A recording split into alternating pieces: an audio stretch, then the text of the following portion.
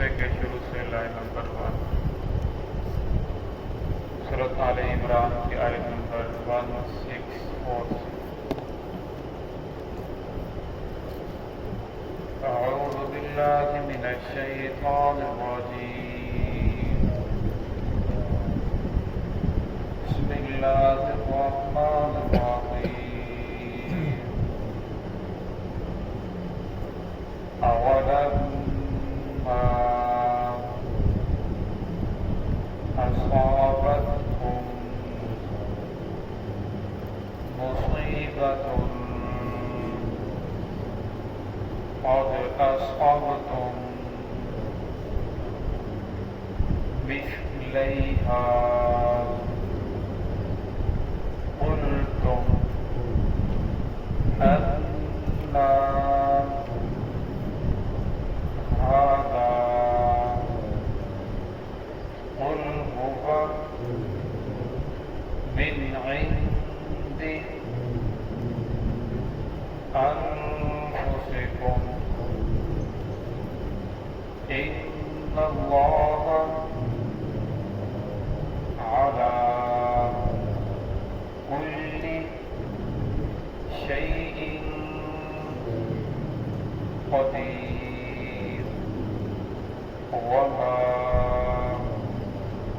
أصابكم يوم التقى الجمعان فبإذن الله وليعلم المؤمنين. بسم الله الرحمن الرحيم أولما أصابتكم مصيبة قد أصبتم مثليها قلتم أنى هذا قل هو من عند أنفسكم إن الله على كل شيء قدير وما أصابكم يوم التقى الجمعان فبإذن الله وليعلم المؤمنين. أولما أصابتكم مصيبة کیا جب تمہیں پہنچتی ہے کوئی مصیبت قد أصبتم مثليها تحقیق تم پہنچا چکے ہو مثلیہا اس کی مثل انہیں دو مصیبتیں قلتم أنى هذا اور تم کہتے ہو أنى هذا یہ کہاں سے آ گئی قل اے محمد صلی اللہ علیہ وسلم سے کہہ دیجئے وہ من عند انفسکم وہ تمہارے ہی نفسوں کی وجہ سے ہے ان اللہ علی کل شیء قدیر بے شک اللہ رب العزت ہر چیز پر قادر ہے. وما اصابکم یوم التقى الجمعان اور جس وقت دو جماعتوں کا آمنا سامنا ہوا جو جماعتیں جمع ہوئی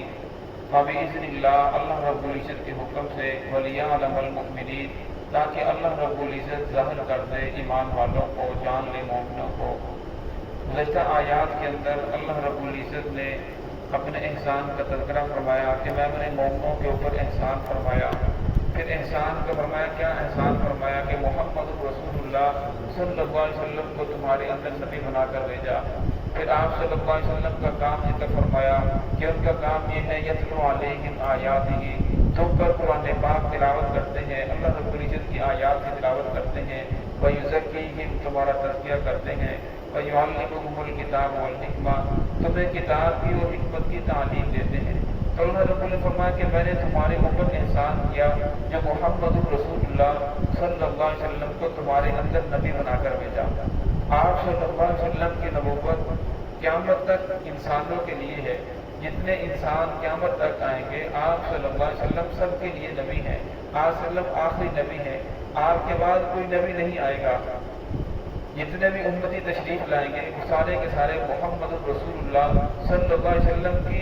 اوپر ایمان لے کر آئیں گے تو نجات ہے. اگر آپ صلی اللہ علیہ وسلم کو آخری نبی نہیں مانیں گے تو ان کی نجات نہیں ہے, وہ سیدھے جہنم کے اندر چلے جائیں گے, کیونکہ رسول اللہ صلی اللہ علیہ وسلم کو آخری نبی ماننا یہ ضروری ہے. اور پھر فرمایا کہ آپ صلی اللہ علیہ وسلم نے جو مکہ کے اندر 13 سال بہت مشقت والے گزارے، صحابہ کرام نے بھی بہت مشقت تکلیفیں، گھروں کے اندر کپڑے ڈال کر گھسیٹا جا رہا ہے، پتھر مارے جا رہے ہیں، تب بھی ریت پر لٹایا جا رہا ہے، لیکن ان 13 سالہ مکی زندگی کے بعد جب مدینہ کے اندر گئے تو پھر صحابہ کرام نے ایسی محنت کی، وہی دین جو ایک جھونپڑی سے نکلا پھر شہنشاہ کے محل کے اندر داخل ہوا، وہی دین جو ایک عام انسان سے نکلا اور دنیا کے کونے کونے تک پہنچا۔ رسول اللہ صلی اللہ علیہ وسلم ہر شہر کے اندر نہیں گئے، آپ صلی اللہ علیہ وسلم کے جو قدم تھے وہ مدینہ مکہ کے اندر ہی رہے۔ اگر کسی شہر کے اندر گئے تو آپ صلی اللہ علیہ وسلم نے ان 10 سالہ جو مکہ مدینہ کی زندگی ہے، 84 کے قریب غزوات اور سریے لڑے۔ غزوہ سے کہتے ہیں جس کے اندر خود محمد رسول اللہ صلی اللہ علیہ وسلم صحابہ کے ساتھ شامل ہوں، اور سریہ اسے کہتے ہیں جس کے اندر رسول اللہ صلی اللہ علیہ وسلم خود نہ گئے ہو بلکہ صحابہ کرام کو بھیجا ہو۔ تو آپ صلی اللہ علیہ وسلم نے ان 10 سالوں کے اندر صحابہ کرام نے ایسی محنت کی کہ دین پوری دنیا کے اندر پھیل گیا۔ تو پھر صحابہ کرام کو ان جو غزوات ہوئے، صحابہ کرام کو تکلیفیں بھی پہنچی، کچھ صحابہ کرام شہید بھی ہوئے، کچھ زخمی بھی ہوئے، کسی کا والد چلا گیا، کسی کا بیٹا چلا گیا، اس طرح صحابہ کرام کے اوپر تکلیفیں بھی آئی۔ اور جو غزوہ احد کے اندر صحابہ کرام کو تکلیف آئی، اس سے سب سے بڑی جو تکلیف تھی وہ محمد رسول اللہ صلی اللہ علیہ وسلم کی تکلیف تھی کہ آپ صلی اللہ علیہ وسلم کے دندان مبارک شہید ہو گئے، چہرہ انور زخمی ہے، سر زخمی ہے، خون بہ رہا ہے، خون بند نہیں ہو رہا۔ تو صحابہ کرام کو یہ بہت زیادہ تکلیف تھی، اتنی تکلیف تھی کہ زندگی کے اندر صحابہ کرام کو ایسی تکلیف نہیں ہوئی۔ تو پھر اللہ رب العزت نے صحابہ کرام کی تسلی کے لیے یہ آیات نازل فرمائی، فرمایا کوئی بات نہیں ہے، اگر ایسا ہوا ہے تو یہ بھی اللہ رب العزت کی طرف سے ہے، تمہاری ایک خطا کی وجہ سے ہے۔ اولما اصابتکم مصیبت، فرمایا جو تمہیں مصیبت پہنچی ہے، قد اصبتم مثلھا، اس سے پہلے تم نے 2 مصیبتیں پہنچا چکے ہو۔ احد کے اندر 70 مسلمان شہید ہوئے، فرمایا بدر کے اندر تم نے 70 جو بڑے بڑے سردار تھے انہیں مارا بھی، انہیں قتل بھی کیا، اور 70 کو تم نے قید بھی کیا، تم نے ڈبل تکلیف پہنچا چکے ہو، تو لہٰذا پریشان ہونے کی بات نہیں ہے۔ یہ جو آپ کو تکلیف پہنچی ہے، قلتم ان ھذا، تم کہتے ہو یہ کہاں سے آ گئی؟ فرمایا ان سے کہہ دیجئے قل هو من عند انفسکم، یہ تمہارے ہی نفسوں کی وجہ سے ہے، تمہاری ہی اجتہادی خطا کی وجہ سے ہے۔ اجتہادی خطا جس کا پہلے ذکر ہوا کہ آپ صلی اللہ علیہ وسلم نے ایک درے کے اوپر 50 صحابہ کرام کو بٹھایا تھا، اور جب مسلمانوں کو فتح ہوئی، کفار بھاگ رہے ہیں، انہوں نے سوچا کہ ہم ان بھاگتے کفار کے اوپر حملہ کریں، تو لہٰذا اب تو ہمیں فتح ہو چکی ہے۔ جب اس درے کو چھوڑا، حضرت خالد بن ولید رضی اللہ عنہ جو اس وقت ایمان نہیں لائے تھے، لمبا چکر کاٹ کر پیچھے سے مسلمانوں کے اوپر حملہ کیا، تو جو کفار بھاگ رہے تھے انہوں نے پھر آگے سے حملہ کیا، جس کی وجہ سے مسلمانوں کا جانی نقصان زیادہ ہوا، اور پھر کفار میدان کو چھوڑ کر بھاگ گئے۔ پھر بھی آخر اللہ رب العزت نے فتح مسلمانوں کو عطا فرمائی، مسلمان شہید بھی ہوئے، زخمی بھی ہوئے، لیکن مسلمانوں نے میدان نہیں چھوڑا، میدان کی جو فتح تھی اللہ نے پھر بھی مسلمانوں کو ہی عطا فرمائی، مال غنیمت بھی مسلمانوں کو ہی عطا فرمایا۔ تو فرمایا یہ جو تمہاری اوپر مصیبت آئی ہے یہ تمہاری اپنی ہی خطا کی وجہ سے تھی۔ اب صحابہ کرام نے جان بوجھ کر ارادتاً یہ خطا نہیں ہوئی بلکہ غیر ارادی اجتہاد کیا کہ اب تو ہمیں پتہ ہو چکی ہے، تو فرمایا جو محمد رسول اللہ صلی اللہ علیہ وسلم کی نافرمانی کرے اجتہادی طور پر، غیر ارادی طور پر، فرمایا اس کی تکلیف انسان کو دنیا کے اندر پہنچی ہے، اور فرمایا جو جان بوجھ کر کرے فرمایا اس کی دنیا کے اندر ہی پہنچی ہے اور آخرت کے اندر ہی پہنچی ہے۔ آج ہم دیکھ لیں کہ جو عام انسان ہے، ایک مزدوری کرنے والا، اس کے پاس تو نماز پڑھنے کی فرصت ہی نہیں ہے، اسے ٹائم ہی نہیں ملتا، وہ کہتا کیا کروں، میرے پاس تو ٹائم ہی نہیں ہے، وقت ہی نہیں بچتا۔ اگر وہ نماز پڑھتا بھی ہے، جب اسے کوئی ہلکی سی بیماری آتی ہے، پریشانی آتی ہے، تو فرمایا سب سے پہلے وہ نماز چھوڑتا ہے، کھانا بھی کھاتا ہے، آرام بھی کرتا ہے، باقی سب کام بھی کرتا ہے، دکان پر بھی جاتا ہے، دکانداری بھی کر رہا ہے،